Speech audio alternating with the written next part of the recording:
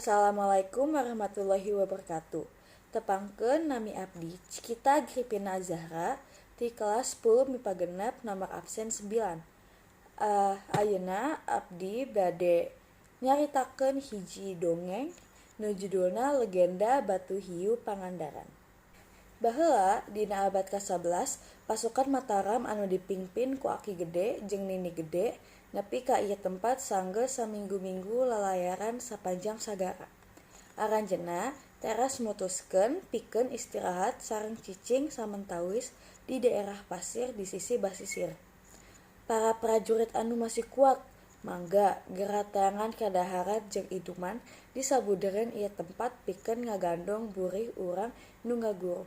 Aki Gede marentah ka anak buahna. "Siap komandan," walon saurang prajurit nu ngaranna Ki Braja Lintang. "Bade neangan jeung newak lauk di basisir," pokna deui. Aki Gede jeung Nini Gede kakarasa tuju kana usul eta prajurit bari nginget-nginget supaya ati-ati. Teu lila harita manehna diiringkeun ku sababaraha prajurit sejen anu balik mawa hasil tangkapan lauk anu sea jeung rea. Salah sahijinya nyaeta hiu galak. Kumaha bae Ki Braja Lintang bisa nangkep lauk bahaya. Anu jelas mah anjeunna gaduh pangaweuruh magis anu lumayan luhur. Tapi si Aki Gede jeung Nini Gede mah siga nu teu bungah teuing kana tangkapan raksasa.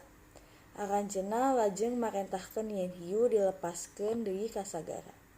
Kalawan hate berat, lauk badak dilepaskeun deui ka sagara. Sedengkeun lauk sejenna diolah pikeun didahar babarengan.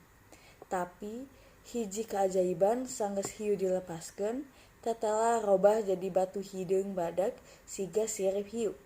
Anu ayeuna urang tingali di Desa Ciliang, Kacamatan Parigi, Kabupaten Pangandaran, Jawa Barat.